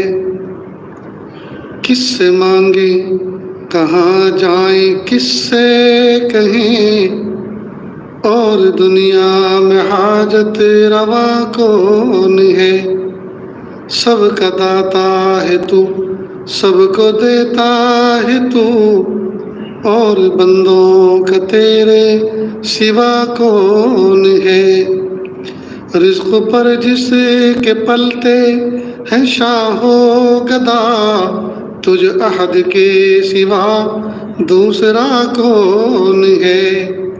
رزق پر جس کے پلتے ہیں شاہ و گدا، تجھ احد کے سوا دوسرا کون ہے؟ کون مقبول ہے کون مردود ہے، کون مقبول ہے کون مردود ہے، بے خبر کیا خبر تجھ کو کیا کون ہے؟ کون مقبول ہے کون مردود ہے، کون مقبول ہے کون مردود ہے، بے خبر کیا خبر تجھ کو کیا کون ہے؟ جب تلیں گے عمل سب کے میزان پر، جب تلیں گے عمل سب کے میزان پر، تب کھلے گا کہ کھوٹا کھرا کون ہے؟ جب تلیں گے عمل سب کے میزان پر، جب تلیں گے عمل سب کے میزان پر، تب کھلے گا کہ کھوٹا کھرا کون ہے. اے فقیر اس کو تو فضل باری سمجھ ورنہ تیری طرف دیکھتا کون ہے. اے فقیر اس کو تو فضل باری سمجھ ورنہ تیری طرف دیکھتا کون ہے. کس سے مانگیں کہاں جائیں کس سے کہیں اور دنیا میں حاجت روا کون ہے. لا الہ الا اللہ سبحان الملک العلی الوہاب. ہاتھ اٹھا لیجیے دعا کر لیں. بسم اللہ الرحمن الرحیم. الحمد للہ رب العالمین الرحمن الرحیم مالک یوم الدین. ایاک نعبد و ایاک نستعین ایاک نعبد و ایاک نستعین اہدنا الصراط المستقیم صراط الذین انعمت علیہم غیر المغضوب علیہم ولا الضالین آمین یا رب العالمین. اللہ جی یہ ہاتھ اٹھائے جانے کے قابل نہیں اور یہ زبان کو سوال کرنے کے قابل نہیں. آپ سے نہ مانگے تو کس سے مانگیں, آپ سے سوال نہ کریں تو کس سے سوال کریں. ایک کمزور ایک قوی کے دروازے پر, ایک سائل ایک سخی کے دروازے پر, ایک محتاج ایک غنی کے دروازے پر حاضر ہے. میرے پیارے اللہ ہم آپ سے بھیک مانگتے ہیں. اللہ ہم ڈر کر آئے ہیں, اللہ گھبرا کر آئے ہیں. میرے پیارے اللہ آج کی رات میں آپ فرشتوں کے حوالے لسٹیں دیں گے کس کا رزق کتنا اور کون کب مرے گا اور کس حال میں مرے گا. اے میرے پیارے اللہ, اے میرے پیارے رب, آپ نے زندگی کا ایک سال ہمیں عطا فرمایا تھا, ہم کچھ نہ کر سکے. غفلتوں میں وقت گزرا, غفلتوں میں زندگی گزری, گناہوں میں زندگی گزری. ہائے میرے پیارے اللہ ہمیں موقع عطا فرمائیے. اللہ ہمیں کام کرنے کی توفیق دیجیے. اللہ جی پھر موقع عطا فرمائیے, پھر کام کرنے کی توفیق عطا فرمائیے. اللہ آنے والا سال گزرے ہوئے سال سے اچھا بنا دیجیے. آنے والے ایام کو گزرے ایام کا کفارہ بنا دیجیے. میرے پیارے اللہ ہم آپ سے بھیک مانگتے ہیں. اللہ جی ہمارے بازو آزمائے ہوئے ہیں, اللہ ان سے کچھ ہونے والا نہیں ہے. اللہ ہمارے ارادے آزمائے ہوئے ہیں, اللہ ہم سے کچھ ہونے والا نہیں ہے. اللہ ہم بچنے کا ارادہ کرتے ہیں لیکن نہیں بچ پاتے. اللہ جی ہمارے لیے بچنا مشکل ہے, آپ کے لیے بچانا آسان ہے. اللہ انٹرنیٹ کے فتنے سے بچا دیجئے. یا اللہ ویڈیو کی تصویروں کی یا اللہ ذلت اور لعنت سے بچا لیجئے. میرے پیارے اللہ انٹرنیٹ کے فتنوں سے بچا لیجئے, انسٹاگرام اور فیس بک کے فتنوں سے بچا لیجئے, واٹس ایپ کے فتنوں سے بچا لیجئے. میرے پیارے اللہ نامحرموں سے ناجائز تعلقات سے بچا لیجئے. یا اللہ پھول جیسے نوجوان بچے بیٹھے ہوئے ہیں, یا اللہ کتنے بچے یا اللہ اس افیئر میں مبتلا ہیں. یا اللہ پاکیزہ اور معصوم بچیوں کو یا اللہ وہ اپنی طرف مائل کرتے ہیں, گناہوں کی طرف لے جاتے ہیں. اور کتنی معصوم بچیاں ہیں جو کسی کے جھانسے میں آ جاتی ہیں. میرے پیارے اللہ اس جرم عظیم سے ہم سب کی حفاظت فرما. اللہ ہم سب کی حفاظت فرما. اللہ آپ نے حلال بیوی عطا فرمائی ہے, دل بہلانے والی بیوی عطا فرمائی ہے. یا اللہ پیارے پیارے بچے عطا فرمائی ہیں. میرے پیارے اللہ قیامت کے دن ہم میں سے ایک ایک کو اگر آپ نے تنہائی میں بلایا اور یہ کہا اے میرے بندے دیکھ تو نے جتنے کالے گورے دندے کیے تھے, دن کے اجالے میں اور رات کی تاریکی میں جتنے تو نے کالے کرتوت کیے تھے, ہم نے سب کی ویڈیو بنوا کے رکھی ہوئی ہے. کیا تو اس بات کو پسند کرتا ہے کہ بڑے سے ڈسپلے پر میدان محشر میں سب کے سامنے اوپن کر دیا جائے کہ دیکھو میرا یہ بندہ کیسے کیسے کرتوت کر کے آئے ہیں, اور یہاں تک کہ تیرے بچے, تیری بیوی, تیری ماں اور تیرے باپ, تیرے نانی دادا, تیرے چچا تایا, تجھے نیک سمجھنے والے, تیرے استاد اور تیرے نبی دیکھ لیں. کیا تو اس بات کو پسند کرتا ہے؟ میرے پیارے اللہ کوئی ہم میں سے مائی کا لال ایسا نہیں ہے جو اس بات کو پسند کرے اور پھر اللہ کہیں کہ تو اس بات کو پسند کرتا ہے یا اس بات کو پسند کرتا ہے کہ یہ نہ دکھائے اور چپ چاپ تو جہنم میں چلا جائے. ہم میں سے ہر شخص کہے گا پیارے اللہ ہم جہنم میں جانے کے لیے تیار, لیکن یہ رسوائی دیکھنے کے لیے تیار نہیں ہے. کہ اللہ پیاری بیوی دیکھے گی کہ اچھا میرا شوہر میرے ہوتے ہوئے ایسے کام کرتا تھا. پیاری ماں کہے گی ارے ارے میری چھاتی سے دودھ پینے والا, میرے پیٹ میں پلنے والا, 9 مہینے میں نے اس کو پتھر سے کو جسم میں رکھا, پیٹ میں لیے پھری, اور 2 سال تک میں نے اس کو چھاتی سے لگا کے دودھ پلایا اور پھر ایسی نافرمانی کر کے آیا. پیارا باپ کہے گا میرا حلال کھا کے ایسا حرام کاری کرتا تھا, اور پیاری بیٹی کہے گی میرے پیارے ابو ہو کر ایسا کام کر کے آئے. اے میرے پیارے بڑی رسوائی ہو جائے, بڑی رسوائی ہو جائے. اللہ بڑی رسوائی. اللہ کوئی ہمیں نیک سمجھتا ہے، کوئی بزرگ سمجھتا ہے، کوئی ولی سمجھتا ہے، کوئی حافظ سمجھتا ہے، کوئی قاری سمجھتا ہے، کوئی کچھ سمجھتا ہے، کوئی کچھ سمجھتا ہے۔ اے میرے پیارے رب، جو کچھ لوگ سمجھتے ہیں اس سے اچھا ہمیں بنا دیجیے، اس سے اچھا ہمیں بنا دیجیے کہ اللہ ان کی سوچ سے اچھا ہمیں بنا دیجیے۔ ہمارے گناہوں کو معاف کر دیجیے اللہ جی، معاف کر دیجیے اللہ جی، معاف کر دیجیے اللہ جی، معاف کر دیجیے۔ اللہ دھلے ہوئے کپڑے پہن کر آئے ہیں، جسم دھو کر آئے ہیں، نہ دھو کر بیٹھے ہیں کہ اللہ صابن کے ذریعے سے جسم کے میل کو تو دور کر دیا، گناہوں کی وجہ سے دل کے میل کو کیسے دور کریں؟ اللہ اس کو آپ اپنے فضل سے دور کر دیجیے، اللہ اپنے فضل سے دور کر دیجیے۔ یا اللہ پھول جیسی جوانی رکھنے والے نوجوان بچے آج آپ کے سامنے معافی مانگ رہے ہیں، اللہ سب کو معاف کر دیجیے، اللہ سب کو معاف کر دیجیے، اللہ سب کو معاف کر دیجیے۔ میرے پیارے اللہ، اندھیری رات کے مسافر، اندھیری رات کے بھکاری آپ کے سامنے بھیک مانگ رہے ہیں۔ یا اللہ اس وقت اگر ہمارے محلے میں کوئی فقیر آ جائے اور کہے اے غتوڑا کے رہنے والوں، اے موٹی نرولی کے رہنے والوں، میں ایک مسافر فقیر ہوں، راستے سے گزر کے جا رہا تھا، آپ کی بستی کی لائٹ دیکھی تو میں آ گیا، مجھے بھوک لگ رہی ہے، مجھے بھوک لگ رہی ہے، آدھی روٹی کا ٹکڑا اور ایک چمچ مجھے سالن دے دو، میں بھی پڑھ کے کہیں سو جاؤں، صبح سویرے اٹھ کے آگے جاؤں گا۔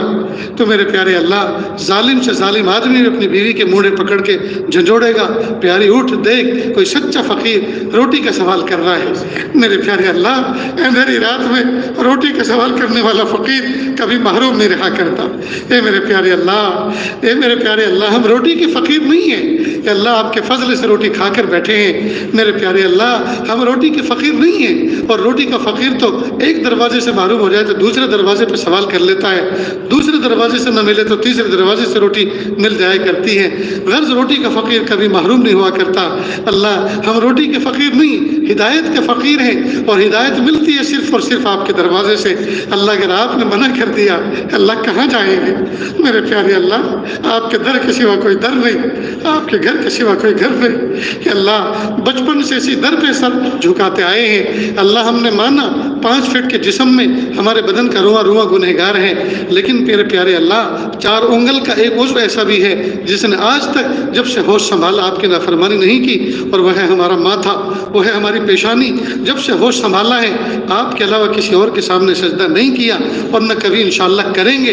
میرے پیارے اللہ، اس پیشانی کی وفاداری کے طفیل پورے جسم کی مغفرت فرما، پیشانی کی وفاداری کے طفیل پورے جسم کی مغفرت فرما، پورے جسم کی مغفرت فرما۔ اے اللہ، جس مسجد میں بیٹھ کے آپ سے بھیک مانگ رہے ہیں، اے اللہ اس کے دائیں بائیں درسگاہیں بنی ہوئی ہیں، اے اللہ یہ مہمان رسول یہاں ٹھہرتے ہیں، مہمان رسول یہاں رہتے ہیں، مہمان رسول یہاں پڑھتے ہیں۔ اے اللہ، دور دراز سے بچے آتے ہیں اور آپ کا کلام سیکھتے ہیں، آپ کا کلام اپنے سینے میں محفوظ کرتے ہیں۔ کہ میرے پیارے رب، ان معصوم بچوں کے اندر کوئی ایسا بھی ہوتا ہے جس کی ماں نہیں ہوتی، کوئی ایسا بھی ہوتا ہے جس کا باپ نہیں ہوتا، کوئی ایسا بھی ہوتا ہے جس کے دونوں نہیں ہوتے، اور کوئی ایسا بھی ہوتا ہے جس کے دونوں ہوتے ہیں لیکن کسی کام کے نہیں ہوتے، جاہل ہوتے ہیں اور غافل ہوتے ہیں۔ اے میرے پیارے اللہ، کئی مرتبہ ایسا بھی ہوتا ہے کوئی باپ، خوشحال بچے کا باپ مدرسے کے دروازے پر آتا ہے، گاڑی لے کر ڈکی میں سے بیگ نکال کر دروازے پر کھڑا ہوا ایک معصوم بچہ اس سے پوچھتا ہے، اور کئی مرتبہ وہ بچہ جس سے پوچھتا ہے وہ یتیم ہوتا ہے، جس کی ماں بھی نہیں ہوتی، اس کا باپ بھی نہیں ہوتا، وہ ٹوٹے ہوئے دل کے ساتھ دروازے پہ بیٹھا رہتا ہے اور باہر آتی جاتی گاڑیوں کو دیکھتا رہتا ہے، وہ تصور میں کھویا ہوا کچھ سوچتا رہتا ہے۔ اتنے میں وہ گاڑی آتی ہے، اس میں سے ڈرائیور نکلتا ہے، گاڑی کا مالک نکلتا ہے، ڈکی کھول کے بیگ لے کر آتا ہے اور اسی یتیم معصوم بچے سے پوچھتا ہے، بیٹا فلاں شہر کا فلاں بستی کا ایک بچہ جو میرا بچہ ہے یہاں پڑھتا ہے، کیا تم اس کو جانتے ہو؟ اس کا نام یہ ہے۔ وہ بچہ کہتا ہے ہاں انکل میں جانتا ہوں، میرے کلاس کا ساتھی ہے، کہ بیٹا جلدی سے بلا کے لاؤ، مجھے کچھ چیز دے کے اس کو آگے بڑھنا ہے۔ وہ بچہ دوڑ کے جاتا ہے اور اپنے ساتھی کو بلاتا ہے کہ تمہارے ابو تمہیں گیٹ پر انتظار کر رہے ہیں، بلا رہے ہیں۔ یہ بچہ دوڑتے آتا ہے، باپ اپنے بچے کو دوڑتے آتے ہوئے دیکھتا ہے، سینے سے لگاتا ہے، سر پہ محبت کا ہاتھ پھراتا ہے، پھر بیگ دیتا ہے، بیٹا تمہاری امی نے 4 جوڑی کپڑے دھو کر پریس کر کے بھیجے ہیں، اور آج کا گرم ٹفن بھی تمہارے لیے بھیجا ہے، اور مہینے بھر کا ناشتے کے سامان بھی ہے، اور لو یہ بیٹا 2000 روپے رکھو، ضرورت پڑے تو کسی کینٹین کسی ہوٹل میں جا کے کچھ کھا لینا، اور جب پیسے ختم ہو جائیں تو اپنے کسی استاد کے فون سے مجھے فون کرنا، میں فوراً پہنچا دوں گا۔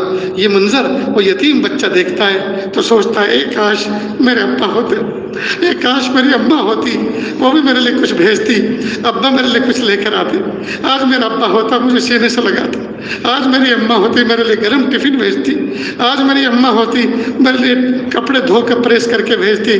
ہائے میری نہ ماں ہے نہ میرا باپ ہے، میں کس کو ماں کہوں اور کس کا رونا روؤں اور کس کو باپ کہوں، اور کون مجھے اپنی چھاتی سے سینے سے لگائے۔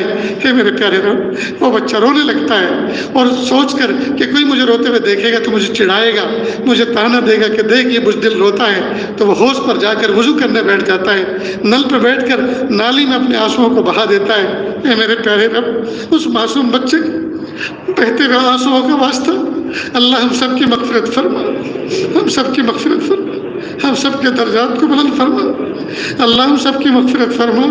یا اللہ ایسے ایسے معصوم بچے نہ جانے کتنے مدارس کے اندر کتنے مکاتب کے اندر پڑھ رہے ہیں، یا اللہ ان کے ٹوٹے ہوئے دل کا واسطہ امت کی بگڑی بنا دیجیے، اللہ امت کی بگڑی بنا دیجیے، اللہ امت کی بگڑی بنا دیجیے، اللہ امت کی بگڑی بنا دیجیے۔ میرے پیارے اللہ رحمت فرما دیجیے۔ یا اللہ پچھلے سال کتنے پیارے پیارے ہمارے دوست احباب اللہ ان محفلوں میں حیات تھے، زندہ تھے اور آمین کہہ رہے تھے۔ یا اللہ ہم میں سے اگلے سال کون رہتا ہے اور کون جاتا ہے، اللہ کس کو پتہ ہے۔ میرے پیارے اللہ ہم دنیا سے اس حال میں جانا چاہتے ہیں، اللہ حقوق اللہ اور حقوق العباد بالکل صاف ہو، یا اللہ ہماری عبادتوں کا معاملہ صاف ہو، لین دین کا معاملہ بالکل صاف ہو، ہمارے بچے ہماری آنکھوں کی ٹھنڈک ہو، دین کی دائی ہو، دین پر قائم ہو، نماز کے شہدائی ہو یا اللہ، اور وہ اپنے آپ کو سنوار کر رہتے ہو یا اللہ، گناہوں سے بچ کے رہتے ہو یا اللہ، جس کا لینا دینا ہے بالکل صاف ہو یا اللہ، مبارک دن ہو، مبارک گھڑی ہو، مبارک وقت ہو، مبارک کلمہ زبان پر ہو، آپ ہمیں دیکھ کر مسکرا رہے ہو اور ہم آپ سے ملتے ہوئے ملنے کے لیے بےتاب ہوں یا اللہ، اس حال میں ہمیں دنیا سے لے کے جائیے۔ میرے پیارے اللہ ہماری نسلوں کا ایک ایک فرد دین کا دائی بن کے دنیا سے رخصت ہو، ایک بندہ بھی ہماری پشت سے آنے والا، ہماری نسل کا ایک بچہ بھی ایسا نہ ہو جو کفر کا کلمہ پڑھنے والا ہو اور قیامت کے دن کافروں کی صف میں کھڑا نظر آئے۔ یا اللہ ہم آپ سے پناہ چاہتے ہیں، میرے پیارے اللہ جو مانگا عطا فرما، جو مانگنے سے لگے وہ بھی عطا فرما۔ وصلی اللہ تعالیٰ علی خیر خلقہ محمد و آلہ و اصحابہ اجمعین برحمتک یا ارحم الراحمین۔